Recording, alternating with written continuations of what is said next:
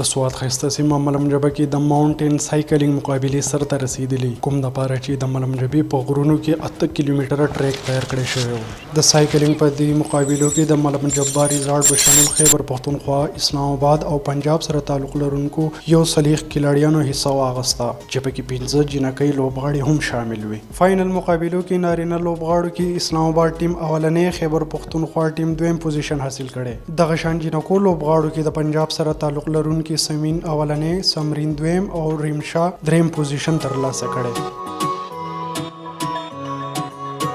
हमने नीचे जो मालम के नाम से आबशार है वहाँ से शुरू करके और पीसी तक हमने पूरा अपहिल किया है, तो ये काफ़ी चैलेंजिंग था सबके लिए और ये कंपटीशन बहुत ही ज़बरदस्त रहा है. د پنجاب سره تعلق لرونکو شازیه غزل وایي چې د ملمجبې په غرونو کې داسې مقابلې کول د سوات نه بلکې پورا پاکستان د پاره د امن زیری دی.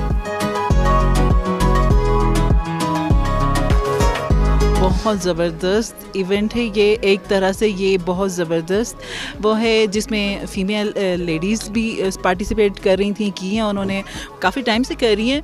और ये एक हेल्दी एक्टिविटी है एक सोसाइटी के लिए ना, बहुत हेल्दी एक्टिविटी है.